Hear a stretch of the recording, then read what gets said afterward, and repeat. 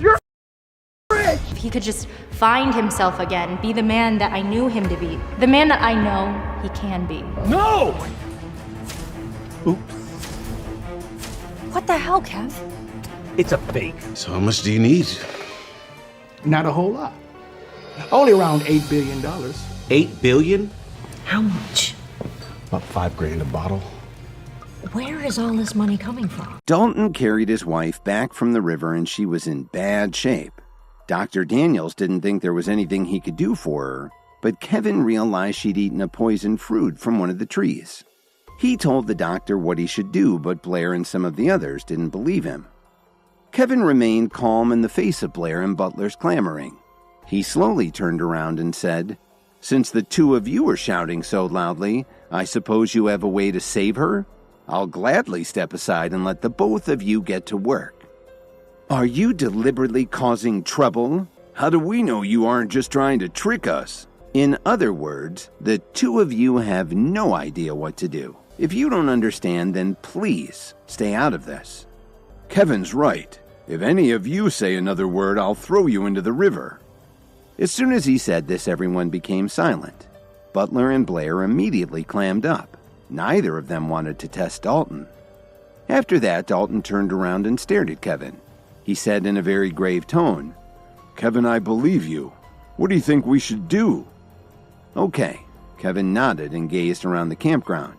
"Dalton, take a couple of people over to those plants down by the river, where the ground's a little marshy. Bring back a couple of those tall plants, the ones with the large leaves. Make sure you pull up the roots, too." Then Kevin turned to the doctor and asked him, "Do you have your medical bag in the tent? Please bring it right back." He picked up Miranda and put her on a blanket on the ground. Some of the onlookers wanted to complain when they saw Kevin touching Miranda, but they were too intimidated by Dalton to say anything. After Dalton walked away to look for the plants, Lily came over to Kevin and whispered to him, "Kevin, don't press your luck. Please let go of Miranda and apologize to Dalton." "Don't worry, Lily. I know what I'm doing," Kevin reassured her. "How could you possibly know what you're doing? I know for damn sure you're not a doctor. My family can't afford to get on Dalton's bad side." Ivan came back with his medical supplies and Kevin helped him to clean Miranda's skin around her mouth. Then the doctor got an antihistamine ready. When Dalton came back with the plants a moment later, the doctor asked him, "Has your wife ever had a bad reaction to an antihistamine or any other medication?" Lily got very worried by all of this and said to Dalton, "I'm not sure that Kevin has the training for this. You really should call the hospital right away." Lily was very frightened that if Miranda died, Dalton would blame her family for it. "I agree," the doctor said. "This treatment is highly irregular." "Please, Dalton, we all know that Kevin is faking it. You should get her to a hospital right away," Blair said nervously. "And what do you think those plants are going to do? I wouldn't even put them in a salad." "All right, all of you shut up," Dalton said impatiently. "I know what you're all thinking. You're afraid that Kevin will kill my wife and I'll take it out on you. Don't worry. The doctor already said she couldn't make it to the hospital in time. So this is our only option right now." Then he looked at all of them and added, "We're in such a remote place. If we wait for an ambulance, it might be too late by the time they get here. So we'll just have to trust Kevin. And don't worry, I won't blame any of you." When he said this, they all heaved a sigh of relief. As long as Dalton wouldn't hold it against them, then Kevin could do whatever he wanted. Lily was stunned to hear this.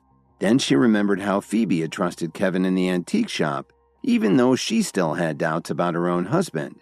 And now Dalton trusted Kevin with his own wife's life, even though he'd only known him for less than 3 hours. Lily had been married to Kevin for 3 years and still doubted him. "Maybe I really don't understand him," Lily thought to herself. Then Dalton asked Kevin, "Now what are we going to do with these plants?" Kevin took the plants from Dalton's hands and stepped away as the doctor continued to treat Miranda. "I need to go over to the chef station to make an herbal remedy that will help her recover more quickly." "You know how to make herbal medicine?" Dalton said in shock. Of course, the onlookers didn't believe him either and started to mock him for claiming to have this skill. After all, he was just a freeloader in the Jones family. But Kevin just ignored them and calmly went about his work. Officer Emmett stared at Kevin in shock. She'd already taken one of Kevin's herbal meds, and so had Blair, but she didn't realize that he could make them himself. "So, Kevin, did you study herbal medicine while you were living off the Jones family for the last 3 years?" Jason said mockingly. But Kevin didn't care about what they were all saying. He started to use the cooking utensils that the chefs had set up by the main tent. After he was done, Kevin turned his head and pointed at Jason, Ivan, Butler, and Blair and said, "Take off your clothes. I need to start a fire." Even though Officer Emmett had warned Kevin not to show off his skills in front of anyone, he couldn't help but make a spectacle of himself at Jason and Blair's expense. "What did you say?" Jason asked anxiously. "Why don't you burn your own clothes?" Blair protested. The men saw that Dalton wasn't pleased with their reluctance to help. "Kevin, don't you stir up trouble again," Jason said angrily. Kevin smiled and replied, "All right, I'll just tell Dalton that you aren't interested in helping."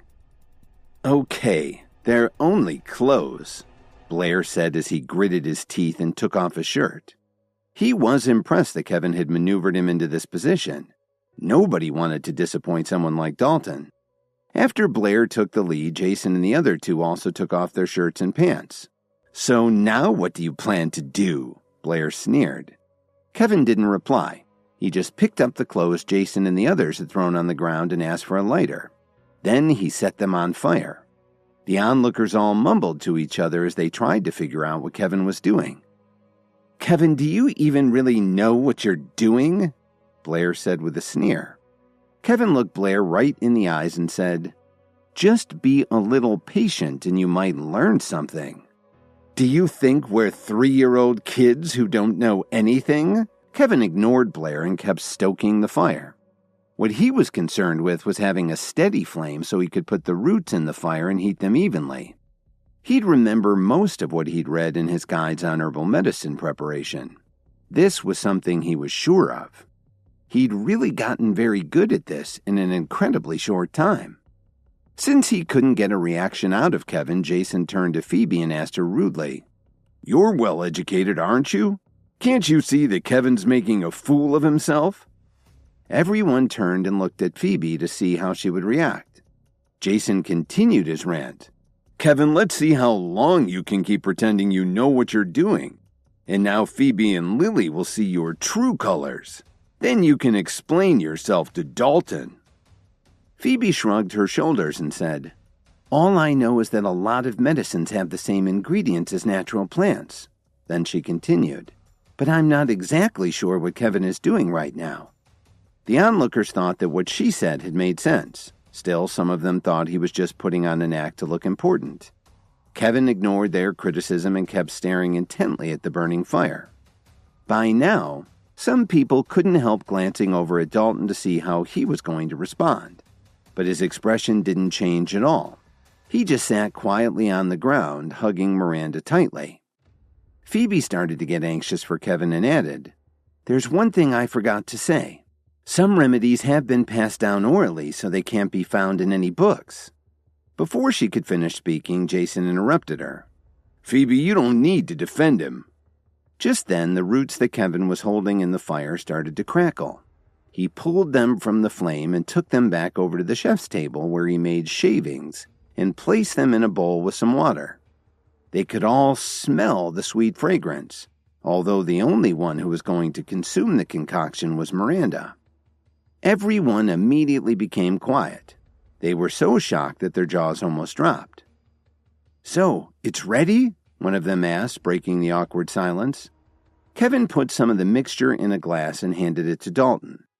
"She should be able to sip some of this by now. It will help her to recover a lot more quickly than what the doctor just gave her." "Thank you, Kevin," Dalton said excitedly as he headed over to his wife, who was still lying on the blanket. Dalton had been quiet until now because he didn't want to risk distracting Kevin. He still had some doubts about the remedy, and it would be awful to have it fail because he'd interrupted Kevin. Nobody could believe that Kevin had prepared something to help Miranda just from what was growing around the campsite. Lily stared at Kevin in amazement, and seeing that this might just work, she finally relaxed a little. But it still bothered her that she didn't know Kevin or trust him yet. Officer Emmett walked over to him and asked him in disbelief, "So you really know how to make herbal remedies? Then you actually made that pill that you gave me?" Kevin didn't answer her right away. He just shrugged his shoulders and walked over to see how Miranda was doing. Everyone was watching anxiously, wondering when she would show some signs that the cure was working. Everyone was waiting to see if the herbal remedy Kevin had made from the plants that he'd spotted down by the river would help to save Miranda's life. Officer Emmett pulled Kevin aside and asked him, "Did you make that herbal pill you gave me yourself? And also the one you gave to my fiancé?" "Well, you never asked," Kevin replied as he shrugged his shoulders. Officer Emmett didn't know what to say when she heard his answer. Time passed by slowly as they all waited to see if Miranda would show any improvement. About a half an hour later, she started to look a little more normal, but she still hadn't opened her eyes. "Kevin, what's going on?" Dalton asked anxiously. "Don't worry. She's doing fine. I think she'll pull out of this in about 10 minutes, Kevin said confidently. "Okay, then let's wait a little longer," Dalton said as he nodded his head. "Don't believe this bum, my friend. I'm sure the concoction he made isn't doing anything at all," Blair said to Dalton. "And you're saying this based on your vast knowledge of herbal remedies?" Dalton shot back as he glared at him. Blair didn't dare to say anything else. Jason interrupted to say to Kevin, "I still think you're a troublemaker.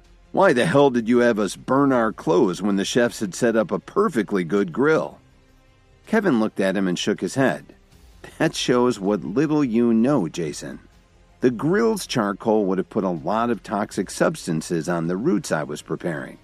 But your fancy clothes were made of 100% cotton, a lot cleaner to burn." This seemed to satisfy the onlookers, and Jason backed off so he wouldn't look even more foolish. He'd get even with Kevin later. While they were waiting, the sky suddenly turned dark, and a cool breeze blew across the campsite, making the trees start to sway back and forth. "It looks like it's going to rain," Officer Emmett said. "No way. Even if we get some rain, it shouldn't be a thunderstorm. After all, it's almost autumn," Matilda Jones pointed out as she looked up at the sky. "I wouldn't be so sure of that," Kevin said very seriously. "It's still pretty warm out. I think we should move to higher ground so we can be safe from any flooding."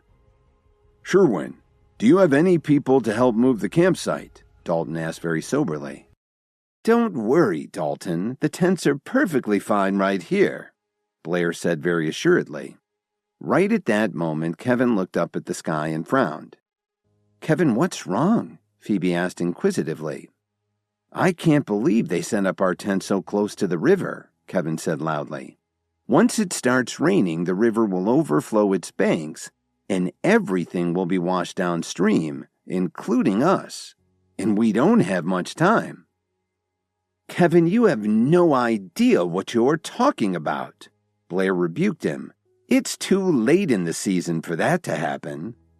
Dalton ignored Blair and asked Kevin, "Are you sure about that? Do you know about meteorology too?" "I know a little about it. You should really move Miranda to higher ground while she recuperates. I'll get Lily to do the same." Then Kevin turned around and looked at Blair. "Do you have any extra tents? I need one of them." Seeing how serious Kevin looked, a lot of the campers started to whisper to each other. They couldn't believe he was showing off again. After all, there were never any serious thunderstorms this late in the season. Lily heard the comments from everyone and started to doubt Kevin once again. Then Dalton looked Kevin in the eyes and thought for a moment. He agreed that it was getting too late in the year to have a summer thunderstorm, but Kevin had already been right twice today, so he gave him the benefit of the doubt. "Give Kevin a tent," Dalton said coldly. He didn't have to bother being polite to Blair. Kevin looked up at the sky again and commented, "I think we've got about 20 minutes before the storm gets here. Unfortunately, nobody can get a strong enough signal to check a weather app. I'm guessing we'll just have enough time to get to higher ground and set up shelter. Does anyone want to go with us?" All right, Kevin, stop messing around, Lily warned him. Are you coming with me or not? Kevin didn't have time to explain it all to Lily. He turned around and asked again, Isn't anyone else coming along? Kevin didn't really like these people, but their lives were at stake. He waited, but nobody answered him. They just stared at him like he was full of crap. Kevin, that's enough. Lily pleaded with him helplessly. From Lily's point of view, Kevin was taking advantage of their relationship, but just the thought of this made her feel embarrassed and she started to blush a little. Lily, you have to trust me. There isn't much time left. Kevin looked at Lily and was confused to see her blushing. The rest of the group didn't believe Kevin knew anything about the weather and figured his luck had to run out soon. They didn't see any need to follow him and pitch their tents in another spot. While they were all discussing amongst themselves, Phoebe walked up with her brother Blake. Kevin, I believe you. I'll go up the hill with you, Phoebe said confidently. What are you talking about, sis? Blake said somewhat anxiously. It's way too dangerous in those woods. A few other members of her family agreed and tried to persuade her to stay where they were, but Phoebe didn't pay any attention to them. She just stared at Kevin with a determined look in her eyes. She didn't care whether Kevin would make a big deal out of it or not. What was important was that she had to support him right now. The group tried to warn her not to go with him. One of them even said, Just because he lucked out and made some herbal drink doesn't mean he knows what he's talking about. Stay here where it's safe. They all tried to stop her from going. Blair walked quickly up to Kevin and said loudly, I know why you're doing this, Kevin. You know that your herbal cure isn't going to help Miranda. So now you're trying to sneak out of here before Dalton figures it out and gets his hands on you. A lot of the other campers nodded in agreement, and this really made Kevin angry. Here he was trying to help these people, but they kept mocking him and calling him names. Were they ever going to listen to his advice without complaining? Get out of my way, Kevin said coldly. What? Am I right? So now you're angry because you know I'm telling the truth, Blair said with a proud smile. He knew that he couldn't let Kevin leave. By now, everyone was convinced that Blair was right and that Kevin was trying to run away. They just couldn't figure out why he'd asked Dalton to bring his wife along with him. But they tried to keep him from leaving anyway. I said, get out of the way. I don't have the time to waste with you here, Kevin said quickly. He had to set up the tent before the storm arrived, and he didn't want Lily, Miranda, and Phoebe to get soaked by the rainstorm that was on the way. Okay, Kevin, now that I've exposed you for what you really are, why don't you go and apologize to Dalton? Admit that you were wrong, Blair said boastfully. Blair, do you have your head on straight? If I wanted to run away, would I ask Dalton to come along with me? Kevin's patience had reached its limit. Blair started to reply, but Kevin stopped him as he opened his mouth. Just leave us alone. I don't want to have to come down here and save you later, Kevin said frankly. What? What did you just say? The wind's blowing too hard. I didn't hear you clearly, Blair said sarcastically. And by the way, I don't need help from someone like you. Kevin ignored Blair. Just as he was about to head towards the woods with his equipment, Blair put out his arm and stopped him. Dalton, it looks like we'll need to deal with this guy first before we can head to higher ground, Kevin said grimly. That's easy, Kevin, Dalton said. Then he turned to Blair and said very firmly, Get the hell out of the way right now. I'll only tell you once. This scared the crap out of Blair, and he immediately stepped aside to let Kevin move past him. Kevin picked up 2 backpacks and 2 tents now that Dalton and his wife were joining them. Just as he was about to head towards the wood with Lily and the others, he suddenly turned around and looked at Blair and said to him, Don't do me any more favors.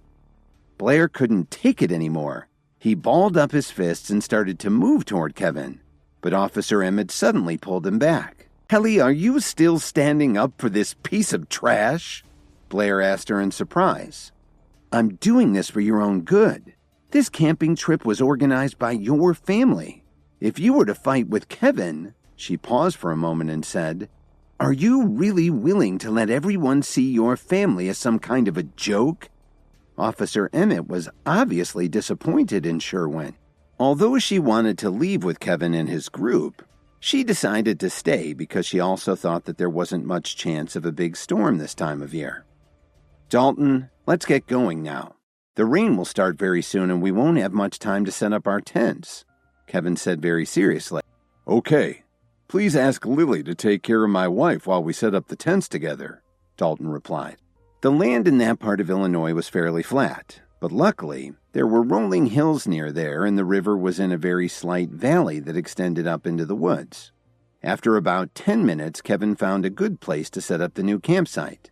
With Dalton's help and the simple tents that they'd brought along, the two of them were able to set it up very quickly. Suddenly, Lily said loudly, "Kevin, Dalton, come here. Miranda just woke up."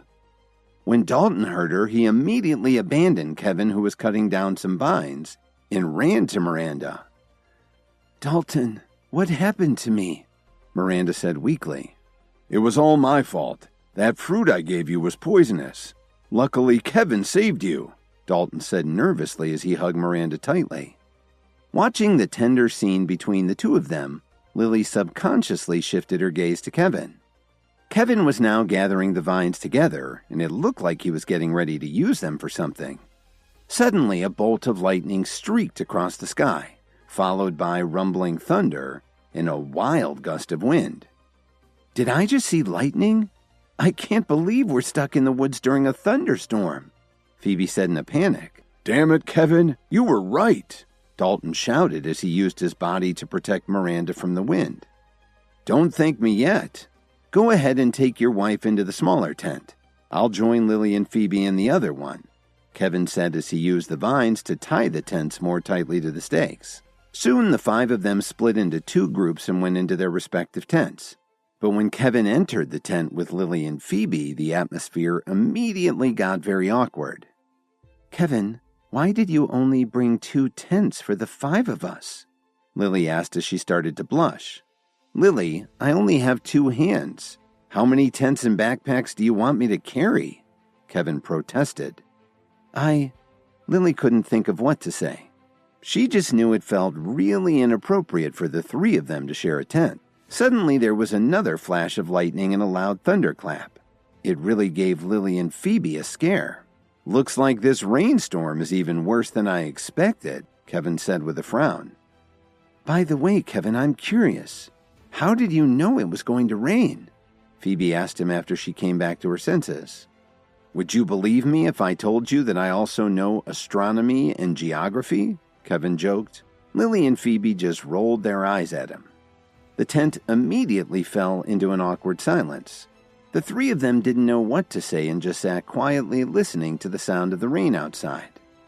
"Why don't the 2 of you chat a little? I need some rest," Kevin said as he yawned and stretched out on the sleeping mat.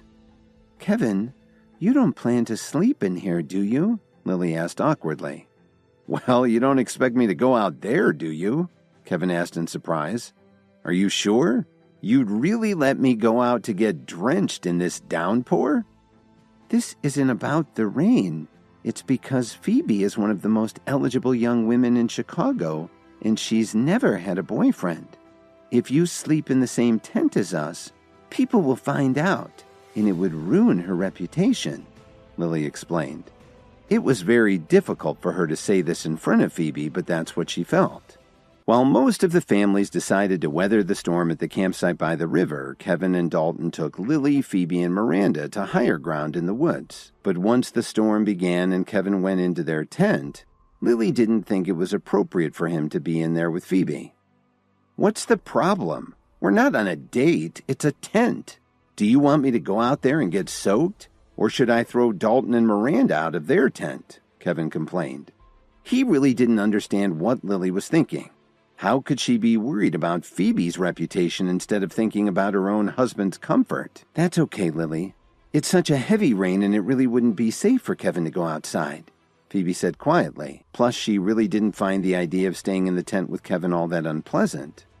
"See, Lily, Phoebe doesn't mind," Kevin said with a smile. Lily was at a loss for words. She just rolled her eyes at Kevin. This whole situation really made her feel uneasy. After that, the three of them lay down quietly and waited for the storm to pass. After an hour, the thunderstorm still didn't show any sign of letting up. Suddenly, Kevin remembered something and leaned over. "Kevin, what's going on?" Lily, who wasn't able to sleep at all, asked him cautiously. "Did you guys hear something?" Kevin asked in alarm. Phoebe listened carefully and understood right away. "It sounds like someone is calling for help." "Not good," Kevin replied as he quickly opened the tent zipper. Lily and Phoebe heard Kevin complain as soon as he stepped outside. "Damn, it's pouring."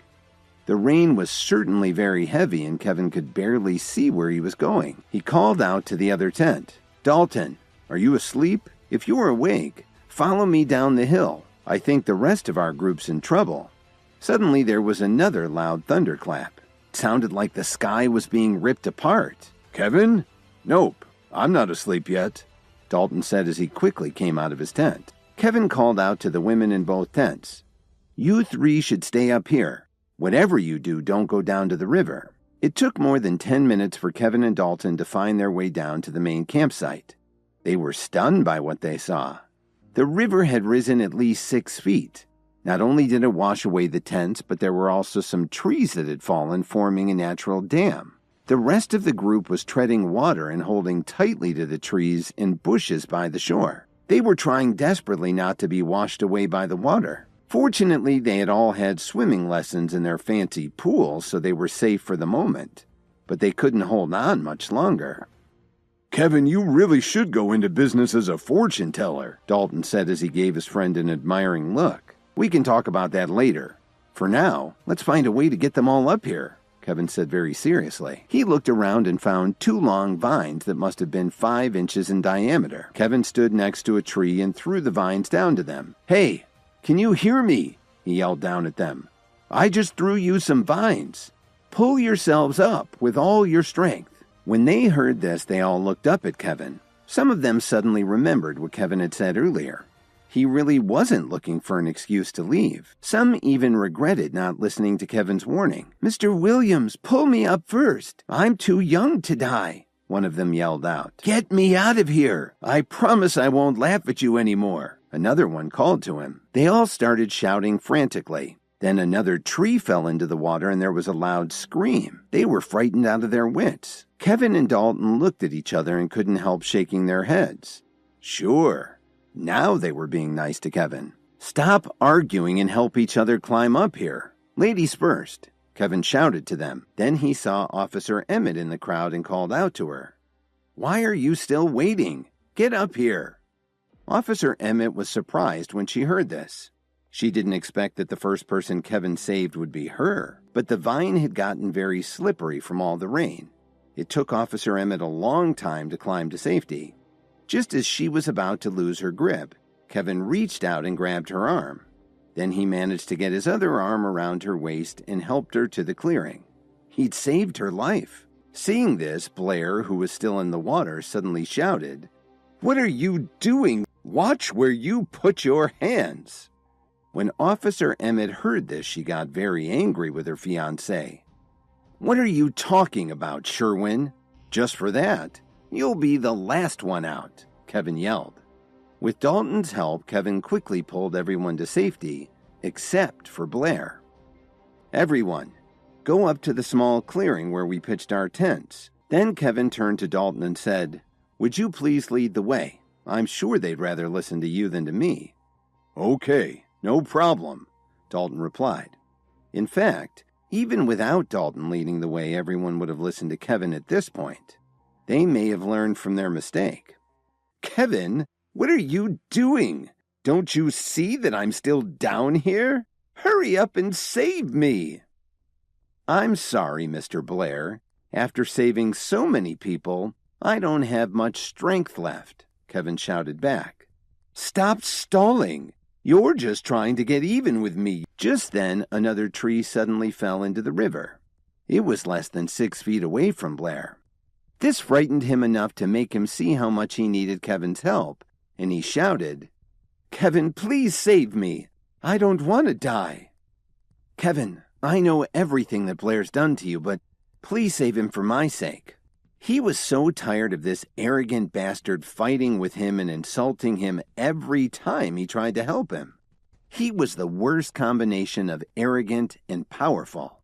If he rescued Blair, Kevin was sure he'd still have trouble with him in the future. "Maybe I'll save him, but you have to say the magic word. Please," Kevin said very seriously. Immediately a smile appeared on Officer Emmett's face. She knew very well that Kevin was giving her a chance. "Please," Officer Emmett said shyly. "I'm sorry, I couldn't hear you," Kevin said with a grin. "Please, I beg you. Please save Sherwin as soon as you can." Kevin suddenly turned around and shouted down the slope to Blair. "Do you remember what you said to me?" "Kevin, that's enough," Blair screamed. "Since you've forgotten what you said, maybe you don't need my help after all," Kevin shouted to him. Then another branch suddenly fell next to Blair, scaring him so much that he almost lost his grip. "Kevin, please, I'm begging you to save me. I really don't want to die," he sobbed. "Are you sure you want to come up here in the woods? You know there might be cougars here," Kevin taunted him. "Yes, I admit it. I arranged for someone to dress up in a cougar costume. Now please save me. I'm too young to die." "A fake cougar? It can't be. How could you do such a thing?" "I wanted to look like a hero in front of Kelly, so I found someone to pretend to be a wild animal." Officer Emmett froze when she heard him say this. "Do you still want me to save him?" She didn't answer Kevin's question. She just quietly turned around and walked away. "Consider yourself lucky," Kevin said as he threw the vine down to Blair. After he had climbed up the slope to safety, Blair saw Officer Emmett walking away. He didn't even say thank you to Kevin before chasing after her. When Kevin returned to the camp, Lily immediately jumped out of the tent. "Kevin, did you save them?" Lily said in disbelief. "Not all of them. Dalton also helped." "Kevin, I'm so proud of you." Lily had already asked Dalton about the rescue when he came back to the tent leading the group. When she found out that it was Kevin who had saved everyone, Lily was stunned.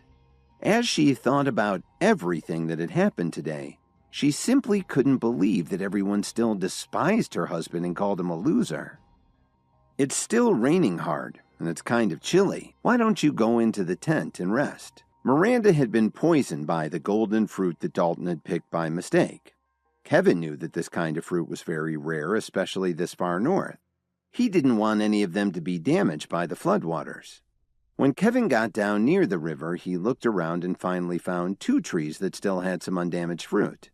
It looked like there were about 20 that had survived.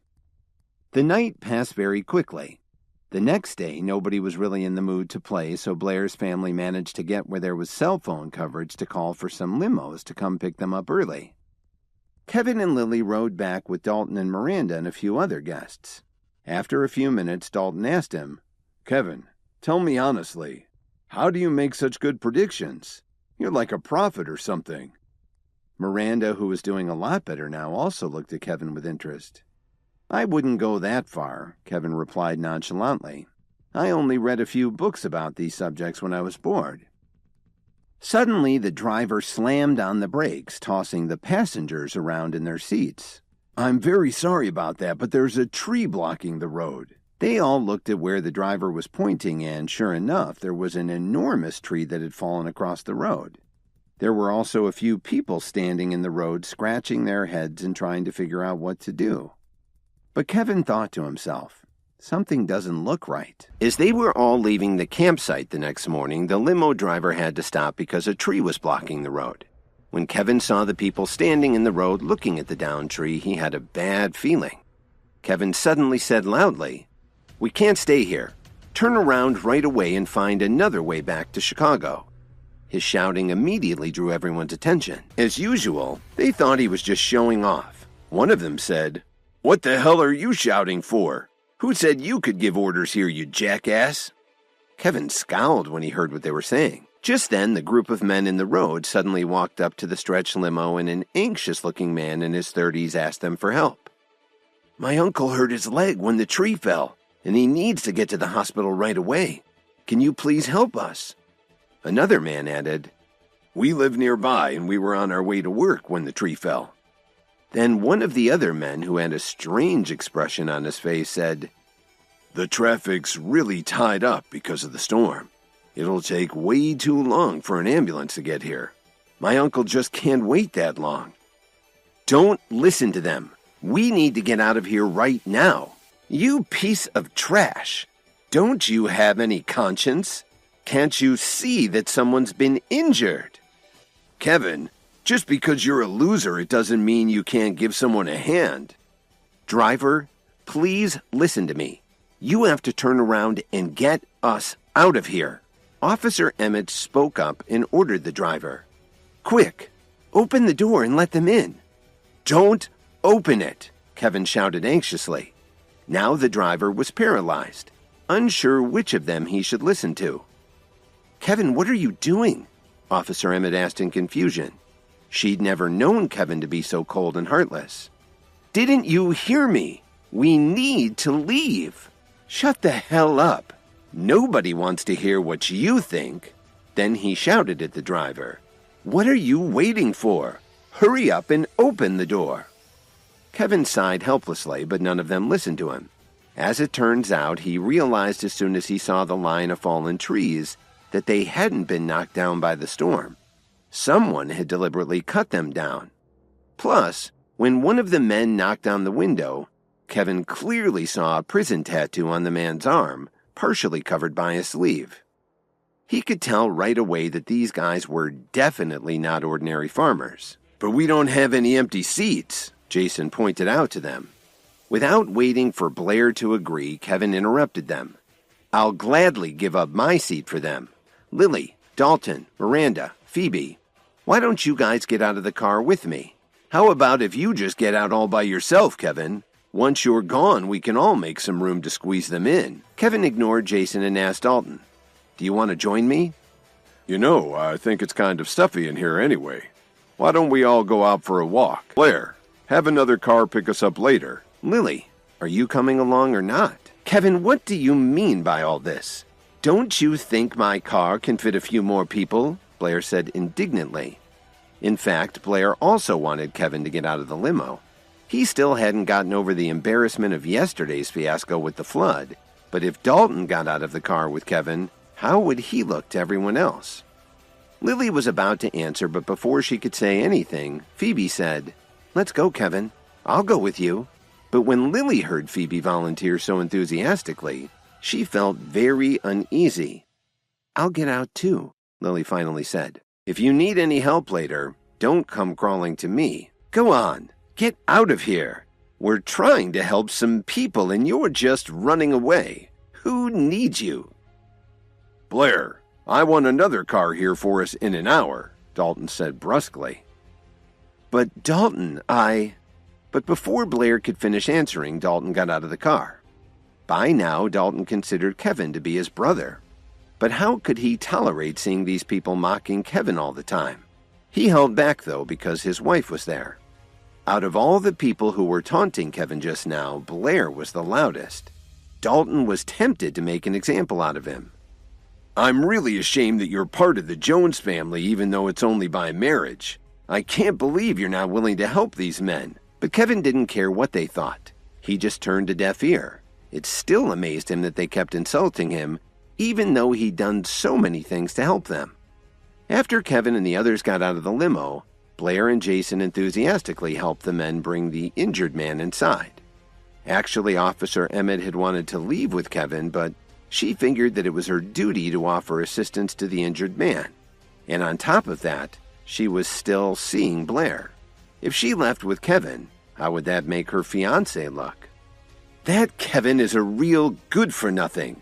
How could he refuse to give a ride to an injured man? Don't worry about him, Jason said. Then he turned to the driver and ordered him. Close the door quickly. You guys are lucky you ran into us. Otherwise, you'd be in trouble. Thank you. Thank you very much, the man replied with a cold smile. Then he pulled a very sharp knife out of his jacket and said menacingly, Nobody move. I know how to use this and I'd hate to have to hurt you. What the hell are you doing? Blair was dumbstruck. What are we doing? Let me explain. This is a robbery. Don't move if you value your life. What are you doing? We were trying to help you, Officer Emmett said in disbelief. I've already thanked you for that, but my friends and I need some money. As long as you follow our instructions and hand over all the money you have, I guarantee that you'll all be just fine. Is this how you treat people who try to help you? Are you a little slow? My uncle wasn't injured at all. There's no need for you to save him, the man said rudely. But you have been a great help. You know, if the two of you hadn't insisted on letting us in, our plan wouldn't have succeeded. When he said that, Blair, Jason, and the others started to panic. They led such pampered lives, how could they have predicted something like this? Now do as we say and hand over your money. I don't want to have to say it again. My patience is wearing thin. Now Blair and the others understood why Kevin had reacted the way he did. He could see that there was something wrong with these guys, but he hadn't explained it to them. The funny thing was that Jason and Blair thought they were doing a good deed, but they didn't know that they were being tricked. Officer Emmett decided to take action. She said to the men, I'm Lieutenant Emmett of the Chicago Police Department. If you know what's good for you, you'll drop your knives and surrender. Ooh, Lieutenant Emmett of the Chicago PD, the man said sarcastically. I'm really scared. Wow, you almost frightened me to death. Officer Emmett was about to say something else when the thief interrupted her and viciously replied, I don't give a shit who you are. She gritted her teeth but didn't say anything more. She was skilled enough to beat these guys all by herself, but the space was really small and pretty crowded. What if she ended up injuring someone by accident? All you have to do is hand over your cash, and I'll spare your lives, the man snarled. You're not getting anything from us, Blair said angrily. He was furious. He'd already disappointed Officer Emmett by having someone disguise himself as a cougar so he could act like he was saving everyone. That's why he'd fought with Kevin just now. He wanted his fiancée to see that he was actually very compassionate, but how could he have known that this group of men were planning to rob them? Unfortunately, the man wasn't in the mood to listen to Blair and gave him a powerful blow to the gut. The intense pain made Blair double over. If you say another word, I'll cut out your tongue. Everyone began to wish they'd gotten out and taken a walk with Phoebe and the others. Listen, if all you want is money, that's okay. But we don't do a lot of cash business. We don't have much on us right now, Jason tried to explain. Are you kidding me? One of the robbers said callously. Jason's face suddenly turned pale. Don't do it, one of the men suddenly shouted. He hadn't said anything until now, but he looked like he was the leader of the gang. I know you're all very wealthy. Otherwise, we wouldn't have deliberately waited here for you, the man went on. So if you don't have any cash, we'll just take everything else. Put all your phones, jewelry, watches, and other valuables in the bag. The man suddenly paused. His gaze swept across everyone's faces before he continued. I'll bet you don't wear any cheap knockoffs, am I right? Were you trying to hide this? The man growled as he snatched a very glitzy watch from Jason's wrist. This really upset Jason. His watch was a rose gold worth at least $400,000, and he loved to flash it around. Jason wanted so much to grab it back from the man, but he just didn't have the strength.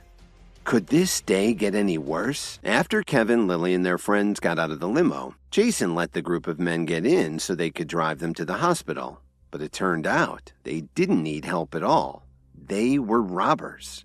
The gang's leader ripped Jason's watch right off his wrist. That's what I expected from a rich kid like you. I'll bet this watch is worth a few $100,000, the man said happily. As soon as he said this, the man who was holding the bag suddenly got very excited. Quick, hand it over to me. The group of robbers were very happy. It looked like they could get at least $1 million from their rich victims. With that much money, it would be easy to change their identities and move to another town. It's best if you hand your things over willingly. Don't force us to search you, okay? If you resist, Things could get a lot worse, the group's leader said coldly. Officer Emmett felt horrible about this, but she couldn't figure out how Kevin could stand up to bank robbers but not get involved in this situation. But she couldn't dwell on that right now. Blair and the rest of them were very reluctant to take off their valuables and put them in the black bag. Finally, the gang leader said again, "Thank you for your cooperation. We only have one more request. In 1 minute, you're going to get out of the car and stand outside." What choice did they have? They all got out of the car and split up into 2 rows according to the robbers' instructions. The thieves made them hold their hands on their heads like they were under arrest. Some of the more fearful people in the group started to shake. Then the leader of the gang smiled lewdly and reached out to touch Officer Emmett's face. It looked like he had other things in mind than just a robbery. "Get lost, you scum," Officer Emmett said in disgust as she slapped the man's hand away. "So, you'd rather play the martyr," he said. Then he turned around and put his knife on the neck of one of the men from Jason's group. "I know how to handle martyrs. You're a police officer, aren't you? Then you're responsible for the safety of everyone here. If you resist me again, this man dies." The man started to tremble even more when he heard this and felt like he was going to faint. Officer Emmett tightly clenched her fists. With her martial arts skills, dealing with these robbers wouldn't be a problem at all. But now, there were hostages to worry about. Almost subconsciously, Officer Emmett looked over at Blair, but he was too scared to offer any resistance. She was disappointed to see him like that. The leader was very pleased with himself. He reached out to touch Officer Emmett again, but as he extended his hand, someone seized it firmly. "Who the hell are you?" the man roared as he turned his head to see who had grabbed his wrist. "If you're going to rob us, then just do it and move on. Try anything else and you'll regret it," Kevin warned him. After Kevin had left with the others, he asked Dalton to protect Lily, Phoebe, and Miranda so he could run back to the limo. "Do you have a death wish?" the man yelled furiously. Then he slashed at Kevin with his knife. Kevin grunted and gave the man a quick, powerful sidekick in the gut, sending him flying 10 feet away. "You guys are the worst robbers I've ever seen," Kevin scoffed. "Kevin, quick, save me!" Jason yelled excitedly. He remembered what Kevin had done to Merriweather, and he knew that he could rescue them from these robbers.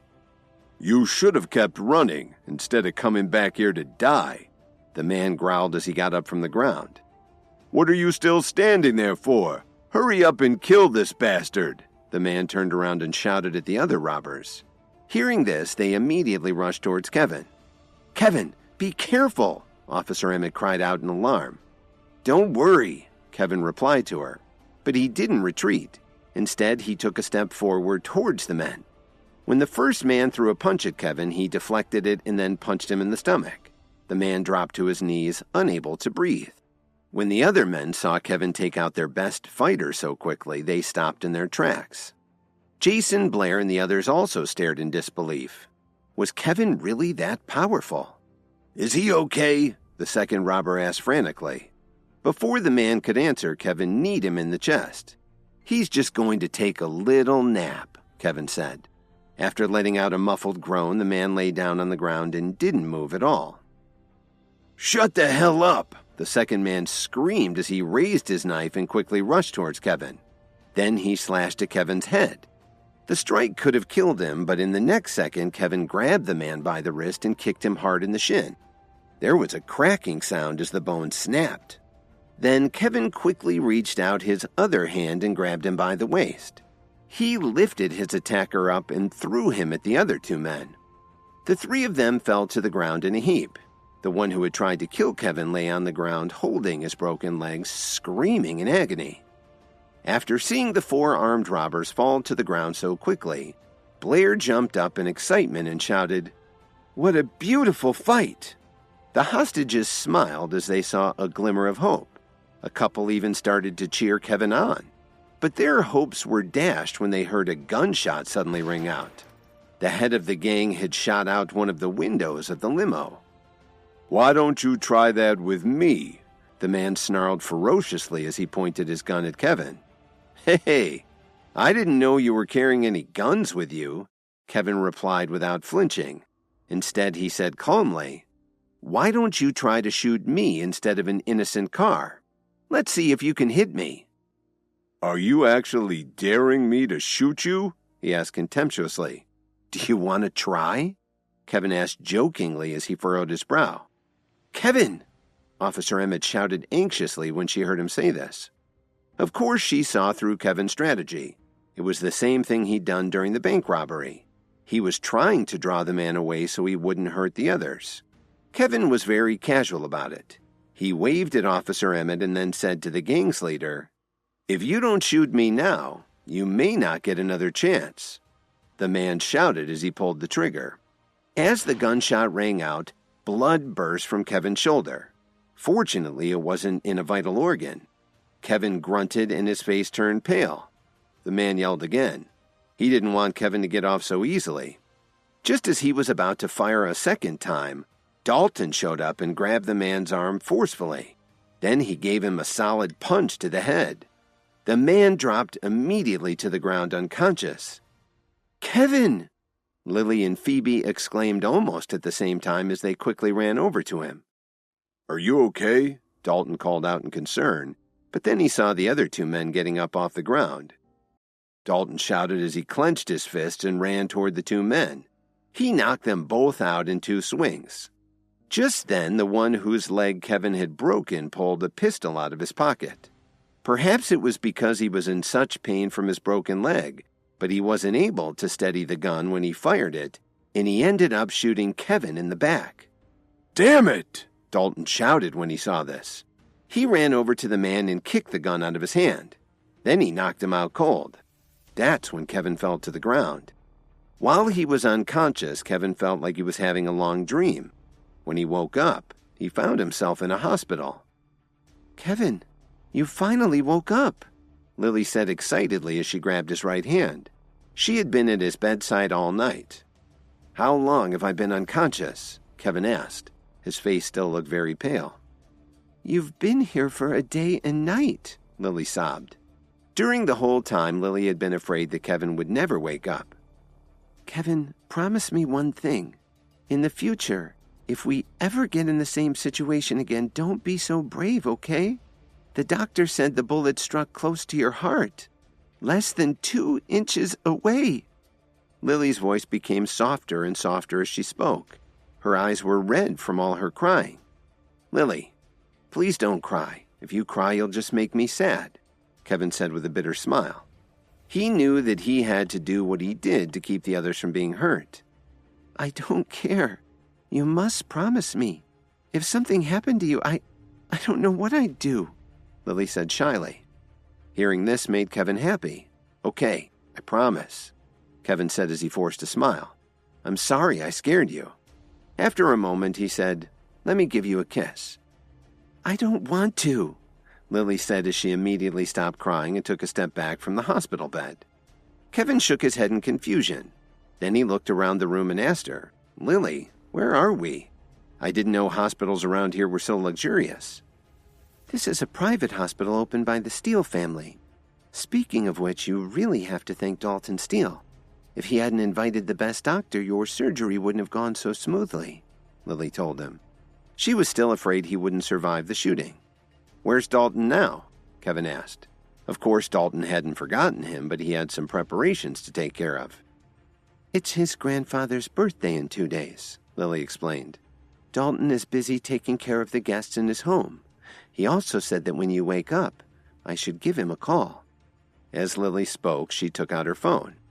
Kevin looked up at the ceiling. Even though he'd just been critically injured, he was grateful to have made a friend like Dalton.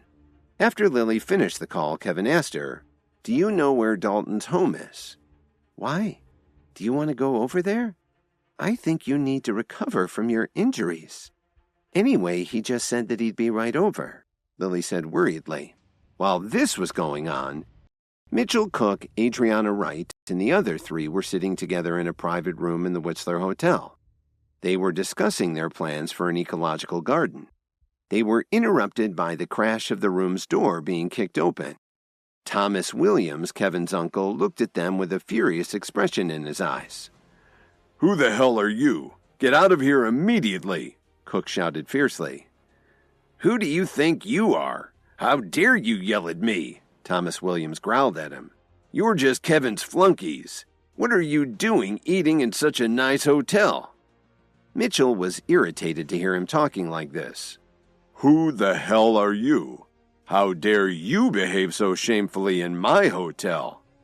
My name is Thomas Williams, he said proudly. If Kevin were here, he'd have to answer to me. That gives you an idea of my importance. Adrian and the others looked at each other in disbelief when they heard him say this. They knew right away who he was. So what if you're from the Williams family? This is Chicago, not New York. You're a long way from home, Emo Squire said seriously. Is that supposed to be a warning? Thomas said gravely. Take them all away. Let's see how long Kevin survives without his buddies. They had no idea what Thomas had in mind. Kevin's uncle Thomas burst into the meeting at the Whistler Hotel and ordered his men to take Cook, Adriana, and the others hostage. He was trying to weaken Kevin's position by removing his friends from the equation. What right do you have to do this to us? And what right do you have to help Kevin?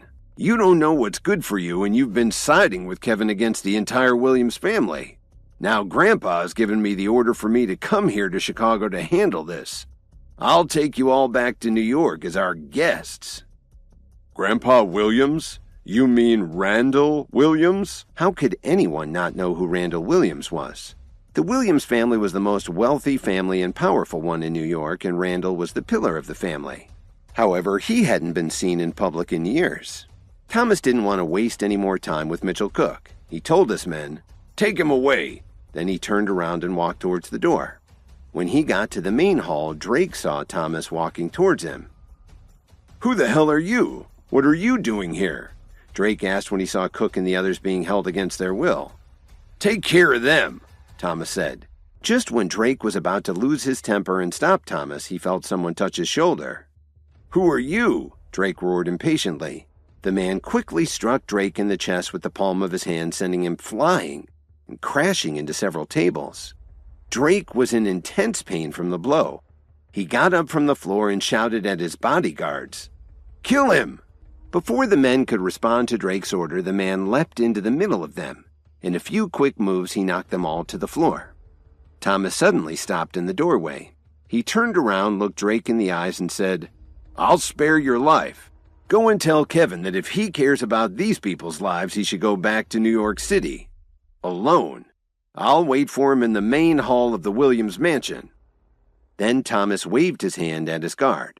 The man understood what he meant. He quickly went up to Drake and knocked him out with a single punch. After Thomas left with his men, the Whistler hotel staff checked Drake to see if he was okay while one of them called an ambulance. They knew very well that anyone who could take Cook and Adriana away like that was someone they didn't want to mess with. While all this was going on, Dalton Steele was just arriving at the hospital. When he saw Kevin sitting up in his bed, he smiled broadly. "Hey, Kevin, I knew you'd pull through, and you were right about everything. I hope I can get out of here soon. You're lucky you're not dead," Dalton said with great concern. Kevin didn't want to argue with him about this. Then he asked, "Do you have a lot of guests to take care of? What are you doing here with me?" "Those people don't need my help with anything. Besides, I'd rather be here cheering you up." Kevin was a little irked when he heard Dalton say this, and he was tempted to turn away from him. "Hey, I don't need any help, and I don't need any cheering up." "Hey, it's not the same thing. My grandfather, Norman Steele, asked me to invite you to come over to our house." Lily looked at Dalton in shock. She couldn't believe what she just heard. The Steele family was very important in the Chicago region. And even though Norman Steele had long since retired from business, he still had a lot of clout. Lily knew that Kevin could really move up in the world if he impressed the man. "For your grandfather's birthday? Of course I'll go. That's great. I'm happy to see you're doing better. By the way, my family actually owns this hospital. If you need anything at all, don't be afraid to ask. They'll take care of you. Let's have a drink after you get out of here." "Are you leaving already?" Kevin teased Dalton. "What am I, chopped liver?" "Come on, Kevin. Who said I'm leaving?" Dalton replied calmly. "By the way, When you recover from your injuries, I have something very important to tell you. I've got big plans for us, brother. Why can't you tell me now? This is a private room, after all. Okay, why not? On the 23rd of this month, there will be an important competition, an entrance exam. If you pass it, you can enter the Advanced Herbal Medicine program at the Chicago School for the Natural Healing Arts. From what I heard, they only have 15 slots, but anyone can take the exam. What does this have to do with me? It's not like I'm planning to go there. I thought you just might be interested. You know how everyone's trying to find herbal and natural ways to improve their strength and sharpness. Anyone who finishes this program is guaranteed to be very successful. If you do really well there, the sky's the limit. Don't tell me you don't think you're already a success, Kevin said as he gave Dalton a puzzled look. Although they hadn't known each other for a long time, Dalton didn't strike Kevin as being greedy. Who said I don't feel like a success? But Kevin, you have no idea how important this is. It could really give your career a boost. They have some of the best teachers in the world, real experts. I saw what you did to help my wife. Just from what you learned on your own, imagine what you could do with the right guidance. Lily had been sitting patiently on the armchair in the corner, and she had no idea what the two of them were talking about. Okay, Dalton, let's talk about this later. I think we must be boring the heck out of Lily right now. Okay. The exam's not for another 10 days anyway, Dalton agreed. Most people had no idea any of this was going on and just took the regular vitamins and minerals that their doctors gave them. But what Dalton was talking about was on another level altogether. Kevin, why don't you just get out of that bed? I've got nothing going on right now. Come on over to my house and we'll sit down and talk. No problem. Are you really okay? I'm fine, Lily. You know how tough I am. I mean, I was only shot twice, Kevin boasted. If you don't believe me, we can try to consummate our marriage tonight. Don't embarrass me, Kevin, Lily said shyly. Kevin smiled and slowly got out of bed with some help from Dalton. About an hour later, the three of them pulled up in front of the mansion and walked inside. Norman Steele was sitting at the head of the table, chatting happily with the guests who had come to see him. Among the many guests, Kevin spotted an acquaintance. It was Tucker, whom he had recently seen at his class reunion. Kevin, come over here and let me introduce you. This is my grandfather, Norman Steele, Dalton said eagerly. Grandpa, this is my friend Kevin. Norman smiled and nodded at Kevin. It's nice to meet one of my grandson's friends. Have a seat and enjoy yourself. Thank you, sir, Kevin said politely. After that, he took Lily over to introduce her to Tucker. Hey, Tucker, I didn't expect to meet you here. And I didn't expect to see the Jones family's infamous lazy son-in-law, Tucker replied coldly. A few of the guests heard this and started to whisper to each other. They'd heard about Kevin from the rumors Jason had been spreading around town. The way he was dressed didn't help make a good first impression either. Dalton pretended not to hear what they were saying. He walked over to Kevin and Tucker and asked with a smile, Are you two friends? Before Kevin could say anything, Tucker answered first. You must be joking. Who would be friends with trash like him? After saying that, Tucker took a long look at Dalton and then glanced over at Lily. Actually, Tucker was mainly there for two reasons. The first was to help his sister give Norman Steele a gift so that she could make a connection with the family and get a job in one of their companies. Second, he wanted to make friends with Dalton. After all, he was a well-known figure in Chicago. Tucker thought that if he could become friends with him, it would help him to get ahead. However, Tucker had never thought that he would run into Kevin at a Steele family party. Please forgive me, Mr. Steele. I have to excuse myself. After saying this, Tucker turned around and left, as if he didn't want anyone to know that he had some kind of relationship with Kevin. Who was that, Kevin? No one. He's just a mixed-up guy I know from school. Tucker immediately stopped when he heard him say that. He turned his head to look at Kevin and said loudly, What did you just say? You're nobody. How dare you say something like that about me? I can say anything I want, loudmouth, Kevin said contemptuously. This was upsetting for Kevin. He hadn't provoked Tucker, but here the guy was trying to embarrass him in front of everybody. So Kevin figured he didn't have to be nice to him anymore. You're a nobody, Tucker snarled. You wouldn't even be here today if you hadn't married into the Jones family." Then Tucker sneered and said, "Haven't you come here with your wife to give Mr. Steele a gift?" "Oh, really? Aren't you also here to give the gentleman a gift? I haven't heard about you making a name for yourself lately. How can you afford to get Mr. Steele a decent present?" "I'm here to offer my sister's gift on her behalf," Tucker said proudly. "Your sister? So then the gift really isn't from you." The people around them immediately reacted to this. How could Tucker be showing off like this when he hadn't even brought his own gift for Grandpa Steele? This got Tucker even angrier. "So what's it to you? You're such a jerk that you don't even deserve to know her name." "What? You really don't think I know who your sister is?" Kevin asked in a mocking tone. After all, he knew just about everybody at his old school. But Kevin had an even bigger surprise in store for Tucker. Although Tucker was pretty much a nobody in this crowd, his sister had a wonderful reputation and nobody wanted to say anything that would upset her. As for Kevin, everybody had heard the nasty things Jason Jones had been saying about him. Grandpa Steele had been watching all of this from his comfortable chair. As he looked at Kevin, he seemed to be in deep thought. It was as if he could see a little bit of his younger self in Kevin's appearance. When he arrived in Chicago years ago, Norman had no money and no status, but he made up for it with guts and determination. So Grandpa Steele wanted to see what Kevin would do to turn the situation around. "Now that you mention it, I'm kind of curious. Who exactly is this sister of yours?" "Never mind. I'll just show you her gift and you'll know what kind of person she is." When he was finished speaking, Tucker opened the package and pulled out a beautiful set of watches. At first glance, it must have been worth a fortune. "Not bad. But you didn't pay for them yourself," Kevin said with a mocking smile. "Since I'm here to celebrate Norman Steele's birthday, I certainly wouldn't come empty-handed. Unlike some people." Tucker glared at Kevin, and it was obvious he was talking about him. Then he took another present from the table and opened it. "This is an authentic bust of the Greek god Apollo from over 300 years ago. It's to remind everyone of your eternal reputation, Mr. Steele," Tucker said proudly. The guests were very impressed by this gift, which must have been worth $100,000. There was no way that Kevin could do better. And it was sure to help his sister get her foot in the door with the Steele's family business. Even Dalton walked over to take a closer look. He definitely appreciated the craftsmanship. As Kevin watched, his smile grew wider and wider. "What are you laughing at? Did you bring anything that's worth this much?" "I'm laughing at you, Tucker.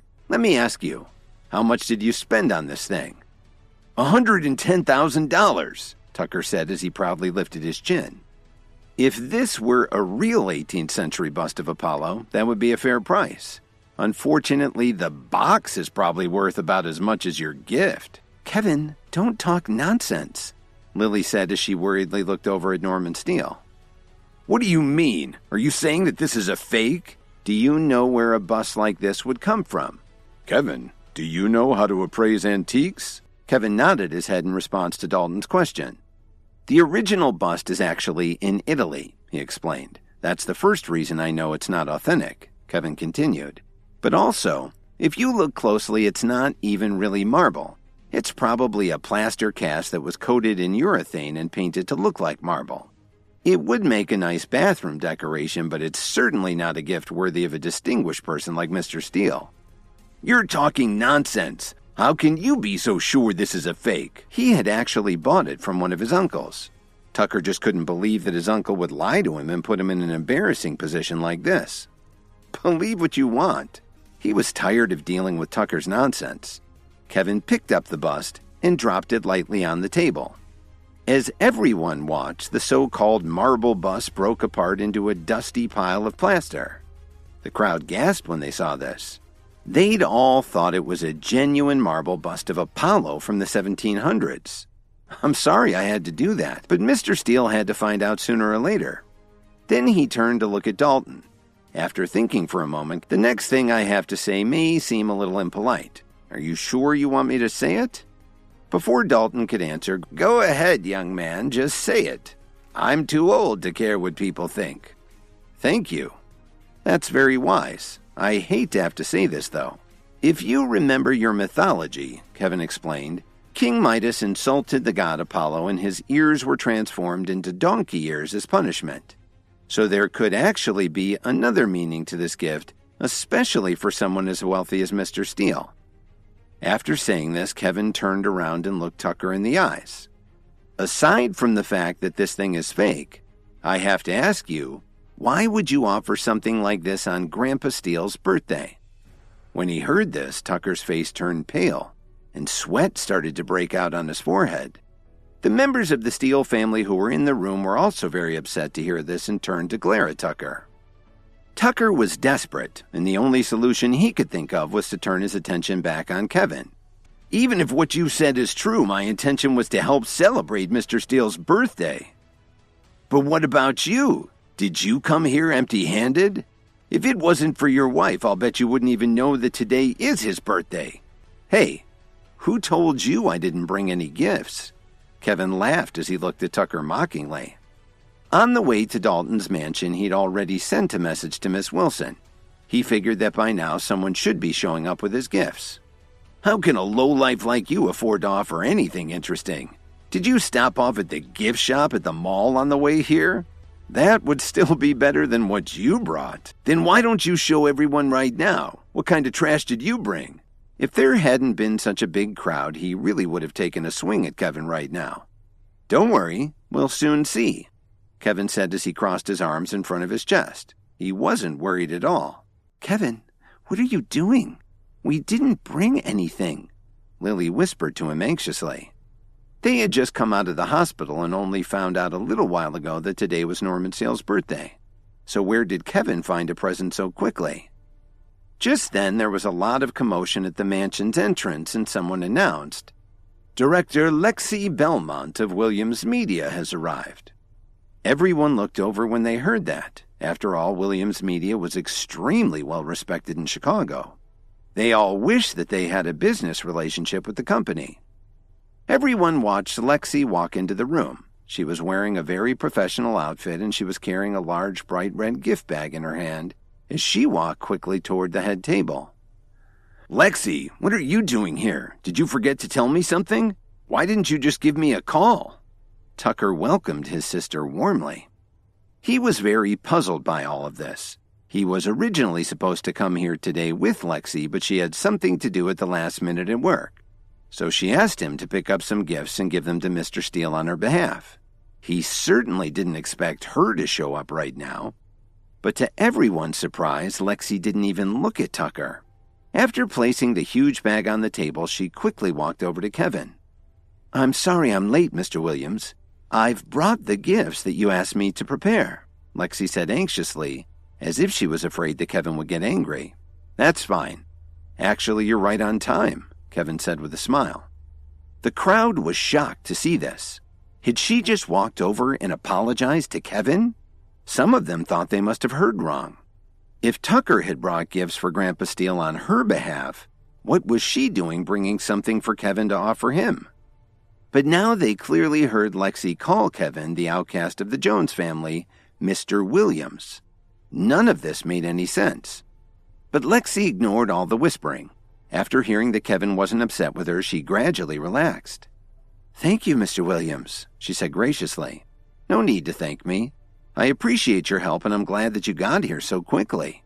Oh, the pleasure was all mine, Mr. Williams. Lily felt her legs start to get weak when she heard this. Why was someone from the upper management of Williams Media being so respectful to Kevin? Tucker also stared in disbelief. His sister had worked her way up the corporate ladder, and it was only with her help that he had been able to get where he was today. But he had never seen his older sister being so courteous and respectful to anyone.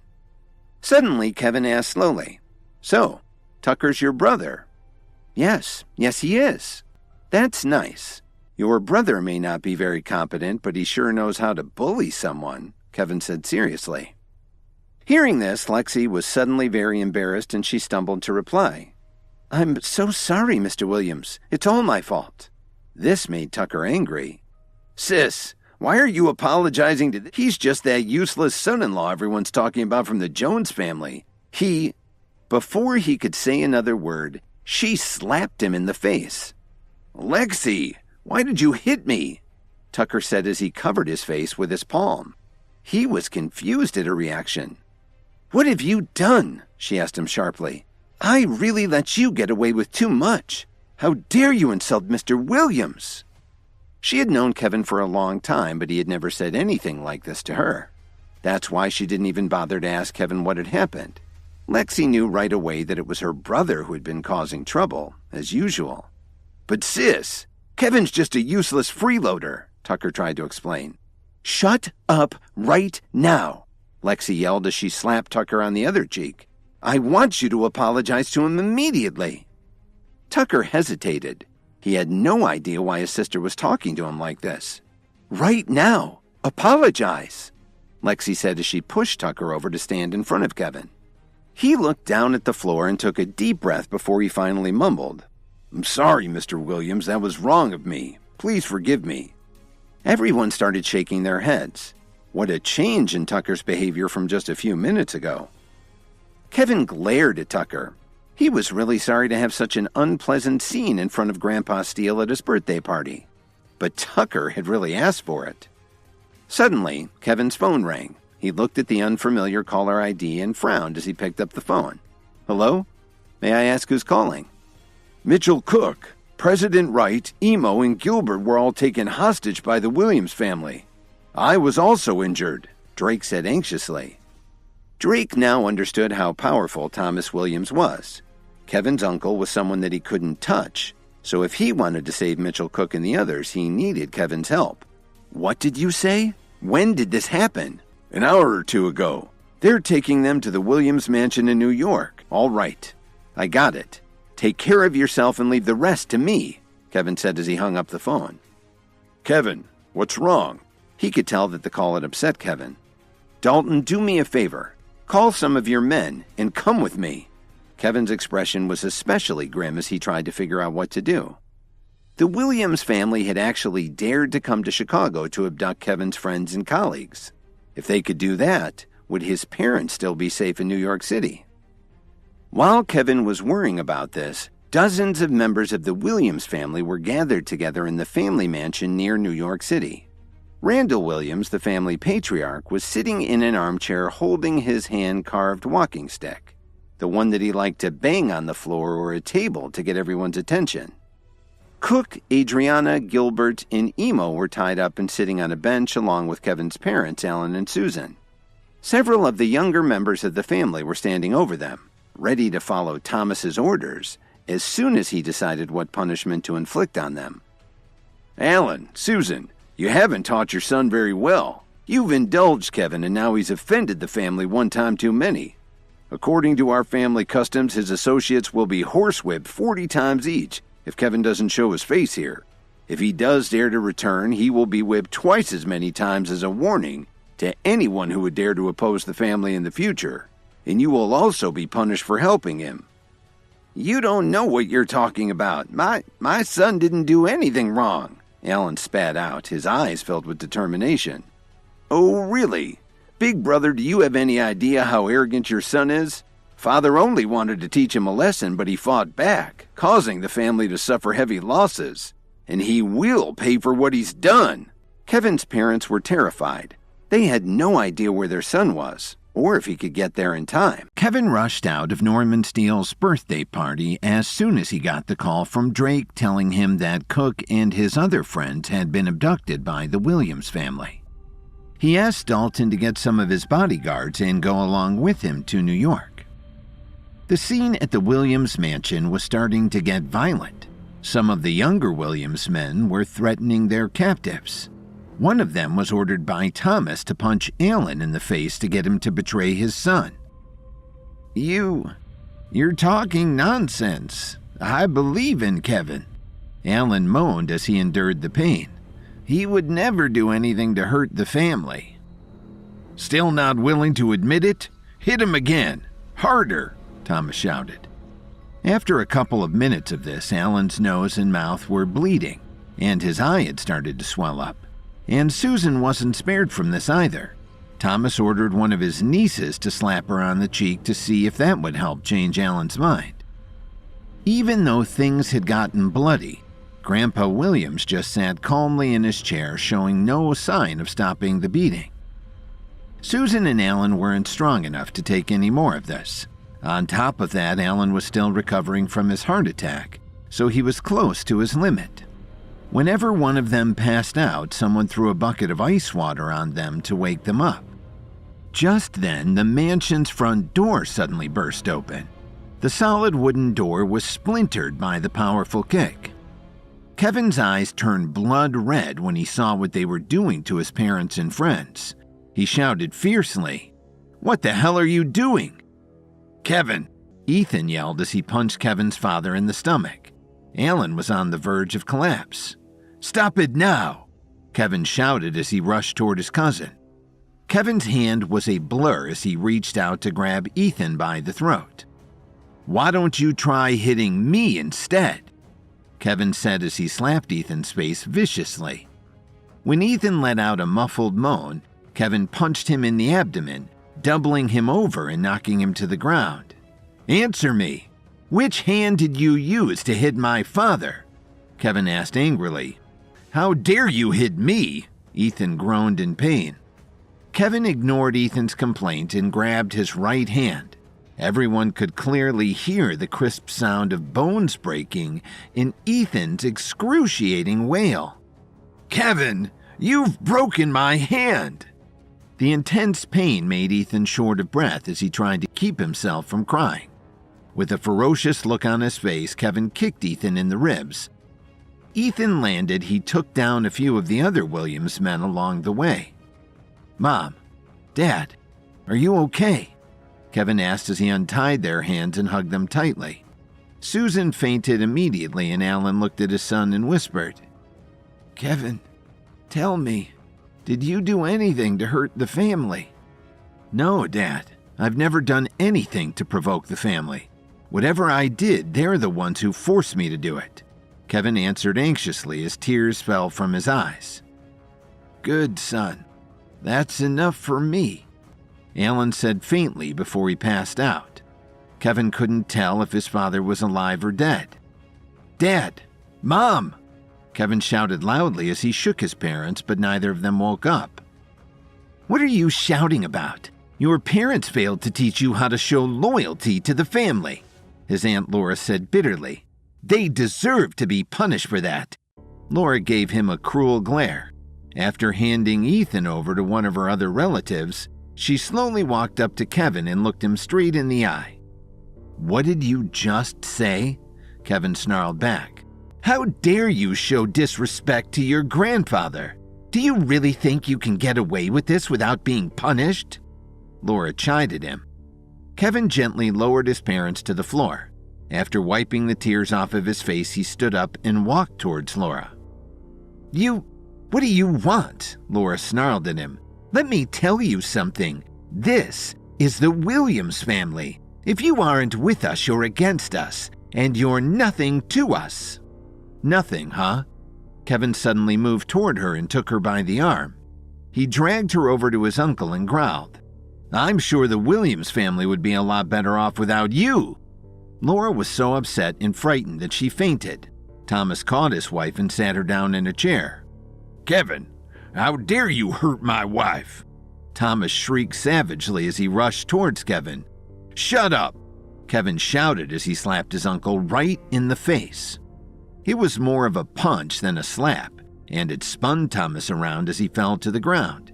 His head was buzzing. Then Kevin grabbed his uncle by the throat and said coldly, "Today, right in front of Grandpa and all these witnesses, let me ask you something. 3 years ago, when I bought the shares of Orion Group, all the money I spent was earned through my own hard work. Did I take even a penny from the family? Then you took Laura's advice and kicked me and my parents out of the family without any investigation at all. Did you tell Grandpa about any of that?" Kevin continued. "Under Ethan and Laura's management, Williams Media was left an empty shell.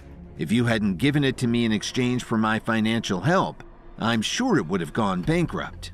Then you took the Williams family's money and joined forces with outside families to attack Williams Media and drive down its stock so that I wouldn't be able to recover from the losses. Everyone remained silent as Kevin continued to lay out the facts in front of Randall Williams and the rest of the family. Did you notice that, even though I said I was going to take back the billions that I lent the family, did I actually come back and demand it? No, Kevin asked coldly. But what about you guys? What did you do to me every time you saw me? Other than insulting me, what else have you done? Kevin slapped Thomas hard in the face and added, I'm so much stronger than your worthless son. And another thing, my father, your actual brother. How could you have beaten him to death? Kevin threw Thomas into the crowd as soon as he was finished speaking. How dare you? Grandpa Williams snapped as he banged his walking stick on the floor. He was furious. How dare I? Grandpa, let me ask you a question. You said that I offended the family, but when did I do anything like that on purpose? Kevin replied without the slightest bit of fear. When he heard this, Grandpa Williams got choked up and couldn't say anything in response. With the help of two of his family members, Thomas stood up shakily and said, Kevin, no matter what you say, you won't be able to walk out of here on your own. Listen up, everyone. Punish him the way we always deal with traitors to the family. A group of men started walking towards Kevin with hideous expressions on their faces. What now? Do you need help to bully me because you can't do it yourself? Kevin roared before he shouted to the men who were waiting for him outside. Dalton, what are you waiting for? Do you want to let me have all the fun? As soon as he said this, Dalton rushed headlong through the demolished front door. He was leading more than a dozen imposing-looking men. Who the hell are you? How dare you enter our home? Thomas shouted at the top of his lungs. So, you're the Williams family, Dalton shouted mockingly. Kevin is like a brother to me. I can't let you treat him like this. And to answer your question, my name is Dalton Steele. You're from the Steele family? Thomas asked in shock. Dalton, let's not waste any more time, Kevin said to his friend. Get my parents and the others to the hospital. They were all in bad shape and Kevin was anxious to get them medical help. Grandpa Williams stepped out in front of everyone holding his walking stick. He looked very strong for his advanced age as he warned them. First, you need to go through me. Dalton Steele's expression instantly became serious when he saw this. Looking very confident, Grandpa Williams said, Young man, out of respect for your grandfather, Norman Steele, I'll forgive your youthful exuberance. Just go back to Chicago while you still can. Remember, we aren't afraid of your family and we won't allow you to come here making demands. Dalton recovered from his initial surprise and repeated, Sir, I'll say it again. Kevin is my brother. Then he turned his head and said to the men who were standing next to him, Quick, go and help the others. Have it your way, you arrogant fool, Grandpa Williams said as he raised his walking stick and swung it at Dalton's head. But it was caught before it reached its target. Grandpa, I hate to contradict you, but I can't let you make a mistake like this, Kevin said very confidently. He remembered fondly how much love his grandfather had shown him when he was a child, so Kevin didn't want to fight with him unless it was absolutely necessary. But it was starting to look like he might have to do battle with Grandpa Williams anyway. Kevin asked Dalton to help his parents get medical help while he faced his grandfather in front of the whole family. He didn't want to fight him, but it looked like he had to. So he warned Grandpa Williams not to start a battle with his friend Dalton Steele. Hearing Kevin talk to him like this, Grandpa Williams was stunned for a moment, but he quickly recovered. Then he swung his walking stick around in a big circle, forcing Kevin, Dalton, and the others to take 4 or 5 steps back. As long as I have anything to do with it, you won't be able to leave today, Grandpa Williams said as he held his lion-headed walking stick and banged it on the ground forcefully. Several of the floor tiles cracked from the violent blows. Grandpa, remember you're starting this, not me, Kevin said confidently. You really don't know what's good for you, do you? Grandpa Williams shouted. Then he turned around and yelled, Everyone retreat! Hearing this, the group of attackers from the Williams family all took 5 or 6 steps back. Kevin could tell that his grandfather still had a lot of skills. After all, he had spent his entire youth training in the martial arts. Kevin wasn't looking forward to this match. However, for the sake of his parents and friends, he had no choice but to fight. Grandpa, I'm sorry I have to do this, Kevin said very sincerely. Grandpa Williams waved his walking stick around threateningly and replied, We haven't seen each other in a few years. I want to see if you can back up your arrogant attitude. Dalton, get my parents out of here, Kevin shouted at his friend. Then he took a deep breath and rushed at his grandfather. The moment Kevin moved, there was a loud shout that shook the entire mansion. Come on, focus, Kevin muttered to himself. It was astounding how much he had recovered from the injuries he'd received in the past couple of days. Well done, Grandpa Williams said as he moved forward to meet Kevin's attack. The two of them collided explosively. Everyone, follow me, Dalton shouted as the fight moved into the mansion's courtyard. If anyone attacks us, fight back with all that you have. Chase them all out, Thomas roared as they got closer. Soon, the Williams family and Steele's people started fighting with each other. At the same time, Grandpa Williams lifted his walking stick and brought it down in a powerful overhead strike. It just missed Kevin's body and smashed into the ground, breaking several marble paving stones. Grandfather, please don't make me hurt you, Kevin said as he gritted his teeth and took 2 steps back. Then he threw himself at Grandpa Williams again. Kevin's very good, but he doesn't know his own limitations yet, Grandpa Williams said to himself. Then he swung his stick around and around in circles, trying to strike his grandson.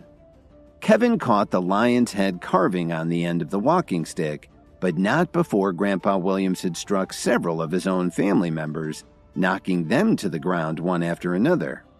Kevin took a couple of steps back. After he had regained his balance, he spat out a mouthful of blood. Grandpa Williams also took a few steps back and his face turned pale. Kevin, are you all right? Dalton asked with concern as he cradled Kevin's father in his arms. Don't worry about me. Just get my father and the others to the hospital, Kevin said right away. Kevin, I really underestimated you, Grandpa Williams commented as he looked around the courtyard. The Williams family's best fighters had been beaten up badly by Dalton and his bodyguards. Some of them were lying on the ground, screaming in agony from various painful injuries. I never thought that my grandfather could still fight so well, Kevin said with a solemn expression on his face. You shouldn't be so brash.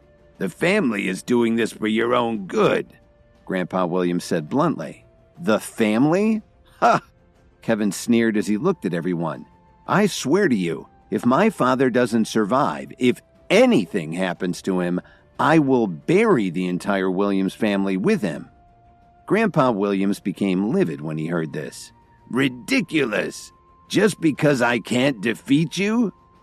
I admit that I'm not a match for you, Grandfather, but can you guarantee that you'll be able to protect the Williams family forever?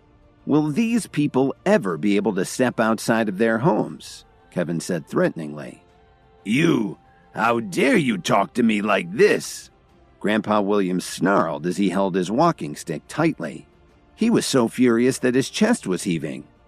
That's all I've got to say. Whether you will be able to protect them or not, only time will tell. After saying this, Kevin turned around and left. Grandpa Williams stared at the mansion's smashed front door. It suddenly occurred to him that there was something suspicious about all of this. Father, are you all right? Thomas asked as his cousins helped him walk over to Grandpa Williams. Kevin has committed a heinous crime. How dare he attack you, Father?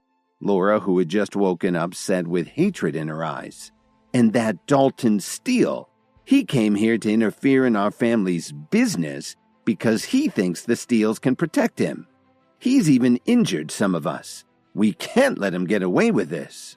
Grandfather, 15 of us need to go to the hospital immediately. There are also a dozen or so who are seriously injured, Ethan said angrily. This Kevin is really detestable. He actually joined forces with outsiders and came to cause trouble here in our family. Then get them to the hospital, Grandpa William said calmly. Then he turned to Thomas and said, Come with me. While this was going on, Kevin had already arrived at Philip Quinn's private hospital. Under Dr. Willow's skilled care, Alan and the others quickly received the medical attention they needed. After everything that had just happened, Kevin didn't want to leave his parents in New York, so he arranged for them to be transferred to a hospital in Chicago once their injuries had been treated. Then he made plans to head back to Chicago himself, accompanied by Dalton and his bodyguards. What Kevin didn't expect was that Dr. Willow would actually follow them back to Chicago and even use her connections to take charge of Alan and Susan's treatment. After making all the arrangements, Kevin called Lily to let her know what had been going on and that he was heading home. A few hours later, Lily and her mother walked into the hospital where Kevin's parents had been transferred, downtown General. Dorothy said unhappily, Lily, if you wanted to see Kevin's parents, why did you have to drag me along? I already told my friends that I'd play cards with them later. Mom, some things are more important than playing cards, Lily said helplessly. After all, they aren't dying. How are we going to help? Dorothy complained. Mom, what are you saying? Kevin and I have been married for almost 3 years, but we've never met his parents. Now that the two of them are in the hospital, we really should visit them. It's the humane thing to do, Lily said assertively. I really don't know what you see in that good-for-nothing, Dorothy whined as she reluctantly entered the elevator. Mom, I wish you'd give Kevin a chance. He's doing really well now, and I'm sure he'll be making a good salary soon, Lily pleaded with her mother. The way Lily saw it, now that she had accepted Kevin, she should do something to help his parents. Okay, I'll try. But let me set some ground rules. I'm only staying for a few minutes, Dorothy said obstinately. Then she warned Lily, You'd better not stay too long. If you spend too much time with people like them, you may pick up some bad habits. Just as she was saying this, the two of them arrived in Alan and Susan's wing of the hospital. But they were stopped by 2 men. I'm sorry, but no one is allowed to enter this area, one of the men told them. Dorothy was stunned when she heard this and thought that maybe she and Lily had taken a wrong turn. Based on the looks of the 2 bodyguards, she figured that they were protecting someone very important. Just then, Dr. Willow walked over wearing her white lab coat, her stethoscope dangling casually around her neck. What's going on? Dr. Willow asked the guards as she looked at Lily and Dorothy. Dr. Willow, these 2 people want to enter the room, one of them answered very respectfully. Oh, are you Kevin's friends? Dr. Willow asked curiously. He's my husband, Lily answered awkwardly. Is that so? Then please come in. Dr. Willow smiled and invited the 2 of them into the room. When they walked in, Alan was lying on the hospital bed wrapped in bandages. His wife, Susan, was in the other hospital bed. Alan, Susan, you have some visitors, Dr. Willow said very gently. Lily and Dorothy looked around the room, unsure of what to say next. Please subscribe to the Pocket FM YouTube channel and press the bell icon for instant notification. Check out our channel for more such exciting shows.